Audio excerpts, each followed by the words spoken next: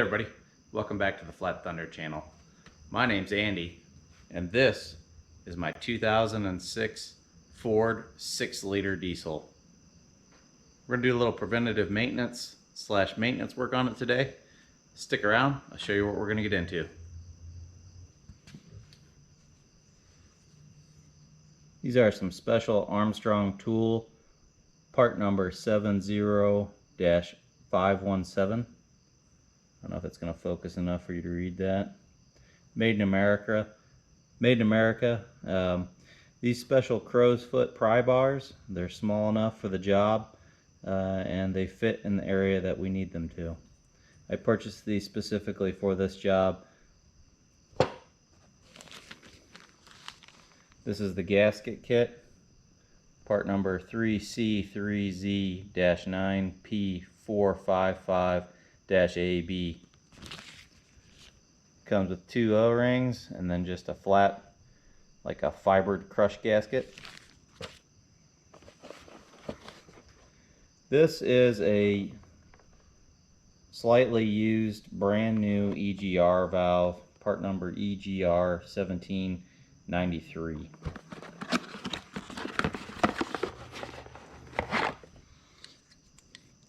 I purchased this unit from someone who replaced it on their truck and then shortly thereafter decided they wanted to go with an EGR delete.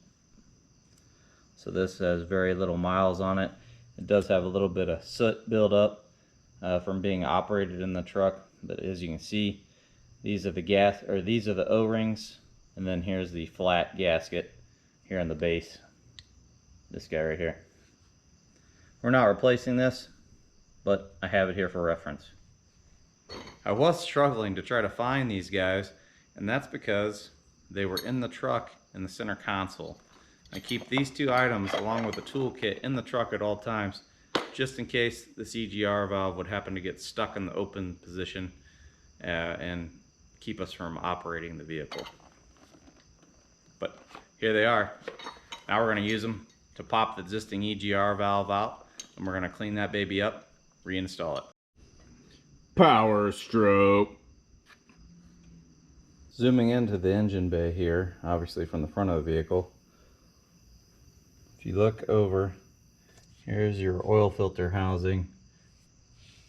Just to the side of it here is your EGR valve.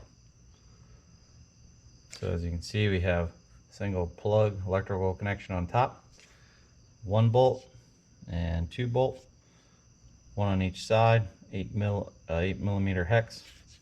So we'll zip those 2 bolts out, take the electrical connection off first, and then we'll use our special pry bars to safely lift it out without damaging the solenoid. And of course I lied and I didn't unplug it first. There's the plug, standard lift up tab on the weather pack. You're going to be tempted to want to grab a hold of this thing and just pull straight up and yank this out of here, but you're not supposed to because you could damage the valve itself. Here's where my special crow's foot pry bars come into play. So if you look down here on the passenger side, you can hook it right around in that vicinity here.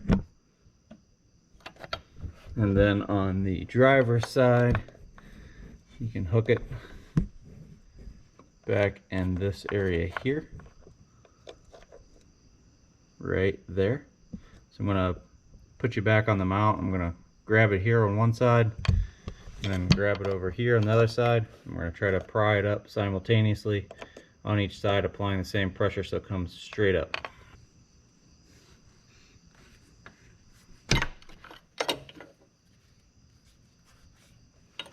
Okay, she started to come up a little bit and I was able to rotate it. So now we have a better place to grab under these ears.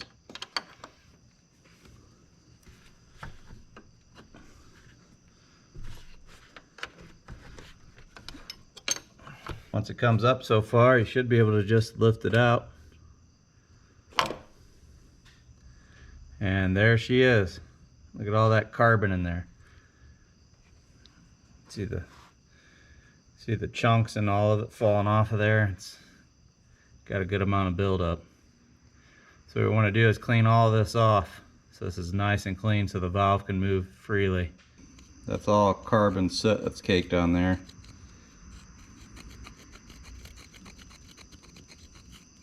Pretty heavy.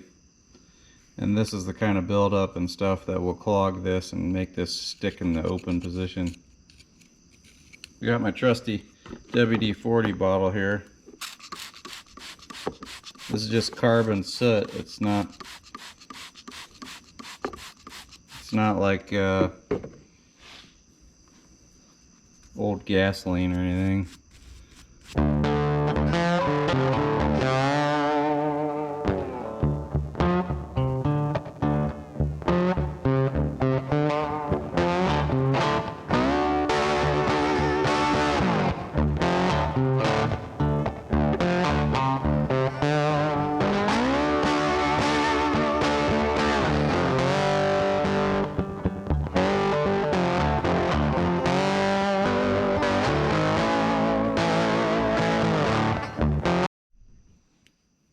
Okay, I'm pretty clean with just the WD-40. Pretty happy with that and the brush. I didn't really want to use carb cleaner because this is the vent for the valve. You don't want carb cleaner to get up inside the electrical components of the valve. So I'm going to hold it like this, and the spots in between here I couldn't get as clean as I would like them. So I'm going to lightly hit this with some carb cleaner.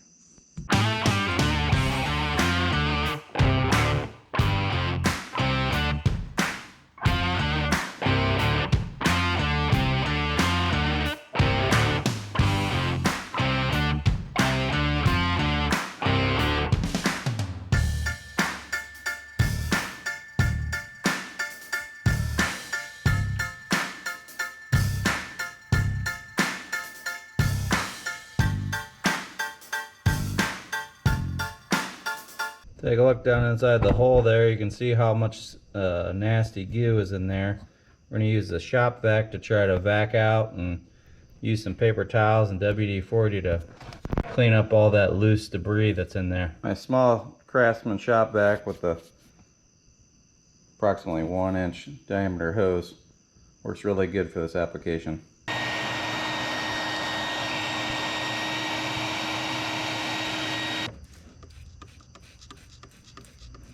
There's multiple, what looks to be seals in here, so you want to make sure you don't damage those.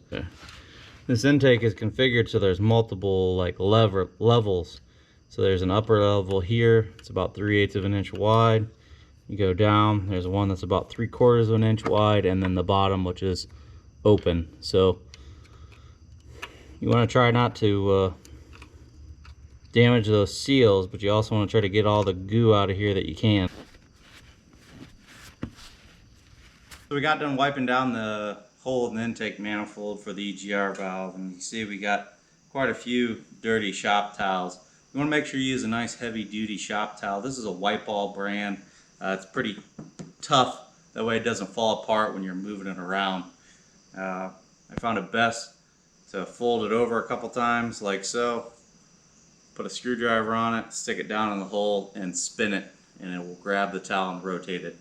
So as you can see, we got 1, 2, 3 pretty filthy shop towels all full of carbon and soot, and then we got a 4th one here. This is the last one. One thing that you want to make sure you do is don't leave any loose chunks of soot or carbon in there, especially the big pieces.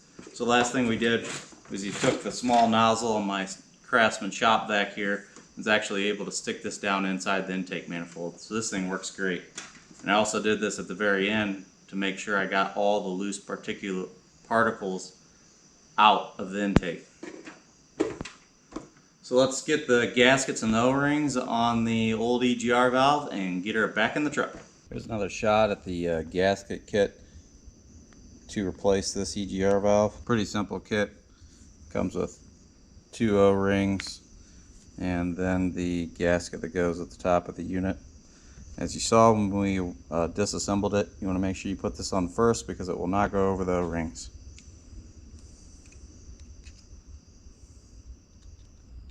Now things are going to start to get weird. I got the shop Vaseline out again. I always lubricate all my O-rings up with Vaseline. Special tub just for the shop here. Help them glide on easily. That way you don't damage them.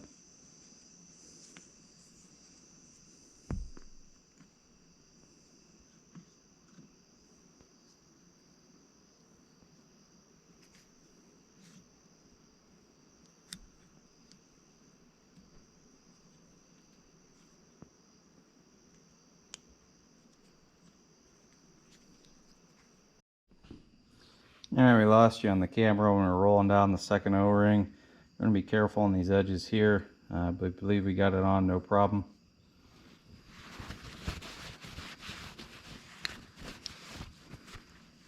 So you can see she's all nice and clean. If you're wondering how this works, I believe these are poppet valves, so this solenoid, I believe, will push down, opening this lower level and this middle level, so it'll allow air to flow from this chamber to this chamber and from this chamber to this chamber, or vice versa. Not for sure how the porting is on the intake manifold. We got this all cleaned up. I wiped off all the excess Vaseline. I'm going to put just a really thin amount on these O-rings and slap it back in the truck. Installation is basically the same as the removal process, just in reverse. So you want to make sure you put it in the same orientation. I don't know that it well, the tabs might be off. Yeah, the tabs are offset holes, so it does matter. So put it back in the same way you took it out. Try to go in straight. Nice and easy. Push straight down.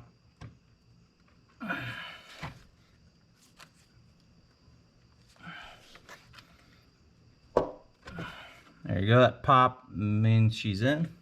You want to make sure you tighten it evenly. So I'll go back and forth a couple times during the tightening process.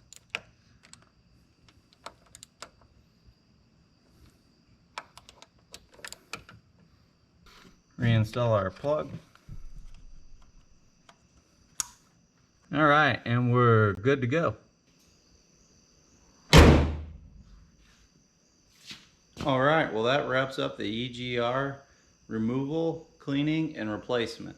Obviously, if you wanted to replace it with a new unit, you wouldn't have to clean the old one. You just pop it out, clean that internal cavity, and put in your new one.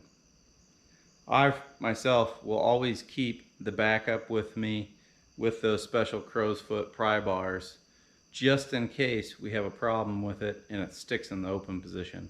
When it sticks in the open position, it's constantly running exhaust gases back into the intake, and it chokes the engine out so you don't have any power.